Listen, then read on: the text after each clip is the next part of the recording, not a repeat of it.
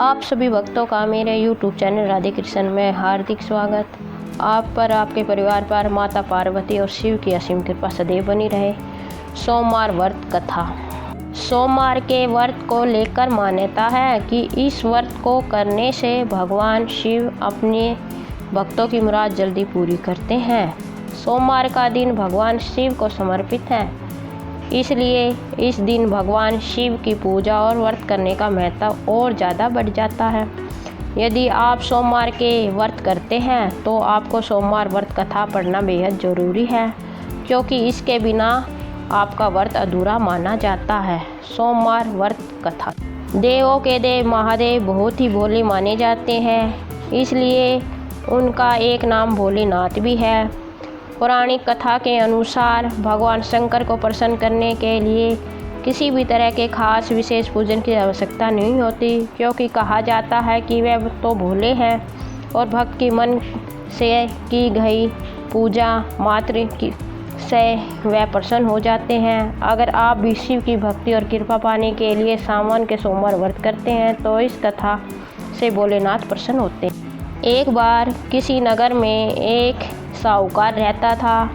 उसके घर में धन की कोई कमी नहीं थी, लेकिन कोई संतान न होने के कारण वह बहुत दुखी था। संतान प्राप्ति के लिए वह हर सोमवार को व्रत रखता और पूरी श्रद्धा के साथ शिव मंदिर जाकर भगवान शिव और माता पार्वती की पूजा करता। उसकी भक्ति देखकर एक दिन माता पार्वती खुश होकर भगवान से साहूकार की मनोकामना पूर्ण करने का निवेदन करती है। पार्वती जी के आग्रह पर भगवान शिव ने कहा कि हे पार्वती, इस संसार में हर प्राणी को उसके कर्मों का फल मिलता है और जिसके भाग्य में जो हो उसे भोगना ही पड़ता है।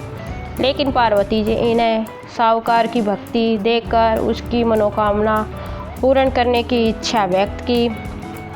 माता पार्वती के आग्रह पर शिव जी ने साहूकार को पुत्र प्राप्ति का वरदान तो दिया, लेकिन उन्होंने बताया कि यह बालक 12 वर्ष तक ही जीवित रहेगा। माता पार्वती और भगवान शिव की बातचीत को साहूकार सुन रहा था, इसलिए उसने ना तो इस बात की खुशी हुई और ना ही उसे दुख हुआ। वह पहले की भांति शिव की पूजा करता रहा।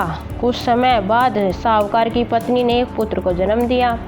जब वह बालक 11 वर्ष का हुआ तो उसे पढ़ने के लिए काशी भेज दिया गया। साहूकार ने पुत्र के मामा को बुलाकर उसे बहुत सारा धन देते हुए कहा कि तुम इस बालक को काशी विद्या प्राप्ति के लिए ले जाओ। तुम लोग रास्ते में यज्ञ कराते जाना और ब्राह्मणों को भोजन दक्षिणा देते हुए जाना। दोनों मामा भांजे इसी तरह यज्ञ कराते और ब्राह्मणों को दान दक्षिणा देते काशी नगरी निकल पड़े। इस दौरान रात में एक नगर पड़ा, जहां नगर के राजा की कन्या का विवाह था, लेकिन जिस राजकुमार से उसका विवाह होने वाला था वह एक आँख से काना था। राजकुमार के पिता ने अपने पुत्र के काने होने की बात को छुपाने के लिए सोचा, क्यों ना उसे साहूकार के पुत्र को दूल्हा बनाकर राजकुमार से विवाह करा दूं। विवाह के बाद इसको धन देकर विदा कर दूंगा और राजकुमारी को अपने नगर ले जाऊंगा। लड़के को दूल्हे के वस्त्र पहनाकर राजकुमारी से विवाह करा दिया गया है। साहूकार का पुत्र ईमानदार था, उसे यह बात सही नहीं लगी, इसलिए उसने अवसर पाकर राजकुमारी के दुपट्टे पर लिखा कि तुम्हारा विवाह तो मेरे साथ हुआ है, लेकिन जिस राजकुमार के संग तुम्हें भेजा जाएगा वह एक आँख से काना है। मैं तो काशी पढ़ने जा रहा हूँ। जब राजकुमारी ने चुन्नी पर लिखी बातें पढ़ी तो अपने माता पिता को यह बात बताई। राजा ने अपनी पुत्री को विदा नहीं किया, फिर बारात वापस चली गई। दूसरी ओर साहूकार का लड़का और उसका मामा काशी पहुँचे और वहाँ जाकर उन्होंने यज्ञ किया। जिस दिन लड़का 12 साल का हुआ उस दिन भी यज्ञ का आयोजन था। लड़के ने अपने मामा से कहा कि मेरी तबीयत कुछ ठीक नहीं है। मामा ने कहा कि तुम अंदर जाकर आराम कर लो। शिव जी के वरदान अनुसार कुछ ही देर में उस बालक के प्राण निकल गए। मृत भांजे को देखकर उसके मामा ने विलाप करना शुरू किया। संयोगवश उसी समय शिवजी और माता पार्वती उधर से जा रहे थे। माता पार्वती ने भोलेनाथ से कहा, स्वामी, मुझे इसके रोने के सबर सहन नहीं हो रहा है। आप इस व्यक्ति के कष्ट को अवश्य दूर करें। जब शिवजी ने मृत बालक के समीप गए तो वह बोले कि यह तो उसी साहूकार का पुत्र है जिसे मैंने 12 वर्ष की आयु का वरदान दिया था। अब इसकी आयु पूरी हो चुकी है। लेकिन मातृभाव से विभोर माता पार्वती ने कहा कि हे महादेव, आप इस बालक को और आयु देने की कृपा करें, अन्यथा इसके वियोग में इसके माता पिता भी तड़प तड़प कर मर जाएंगे। माता पार्वती के पुण्य आग्रह पर भगवान शिव ने उस लड़के को जीवित होने का वरदान दिया। शिव जी की कृपा से वह लड़का जीवित हो गया। शिक्षा पूरी करके लड़का मामा के साथ अपने नगर की ओर वापस चल दिया। दोनों चलते उसी नगर में पहुँचे जहाँ उसका विवाह हुआ था। उस नगर में भी उन्होंने यज्ञ का आयोजन किया। उस लड़के के ससुर ने उसे पहचान लिया और महल में ले जाकर उसकी खातिरदारी की और अपनी पुत्री को विदा किया। इधर साहूकार और उसकी पत्नी भूखे प्यासे रहकर बेटी की प्रतीक्षा कर रहे थे। उन्होंने प्रण कर रखा था कि यदि उन्हें अपने बेटे की मृत्यु का समाचार मिला तो वे अपने प्राण त्याग देंगे। परंतु अपने बेटे के जीवित होने का समाचार पाकर वह बेहद खुश हुए। उसी रात भगवान शिव ने साहूकार के सपने में आकर कहा कि हे सेठ जी, मैंने तेरे सोमवार के व्रत करने और व्रत कथा सुनने से प्रसन्न होकर तेरे पुत्र की आयु लंबी प्रदान की है। इसी प्रकार जो कोई सोमवार का व्रत करता है या कथा सुनता और पढ़ता है उसके सभी दुख दूर होते हैं और सभी की मनोकामनाएं पूर्ण होते हैं। बोलो शिव शंकर भगवान की जय, माता पार्वती की जय। शिव आरती। ओम जय शिवी ओमकारा, प्रभु हरे शिवी ओमकारा, ब्रह्मा विष्णु सदा शिवी हरे धागी की धारा। ओम जय शिवी ओमकारा, प्रभु हरे शिवी ओमकारा, एकानंद चतुराहनन पंचाहनन राजे, हन शासन गरुड़ासन विश्ववाहन साजे।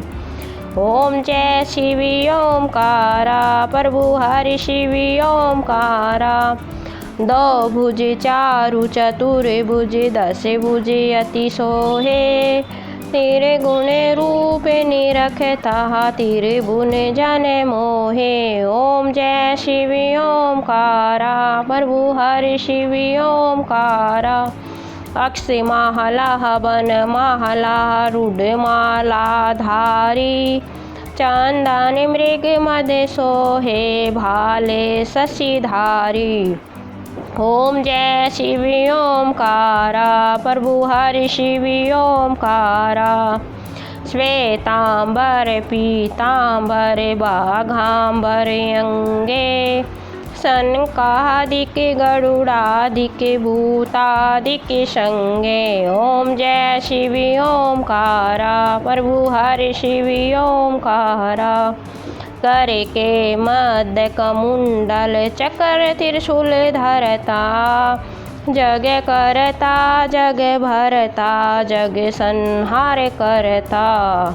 ओम जय शिवी ओमकारा, प्रभु हरि शिवी ओमकारा, ब्रह्मा विष्णु सदा शिव जानता विवेका, प्राण अकेसर के महादय तीनों एका।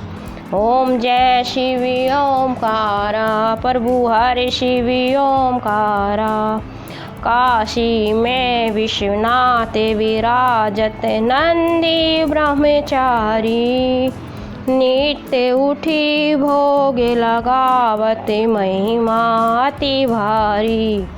ओम जय शिवी ओमकारा, प्रभु हरि शिवी ओमकारा, तेरे गुण शिव जी की आरती जो कोई नर गावे, कहते शिवानंद स्वामी मन वांछित फल पावे।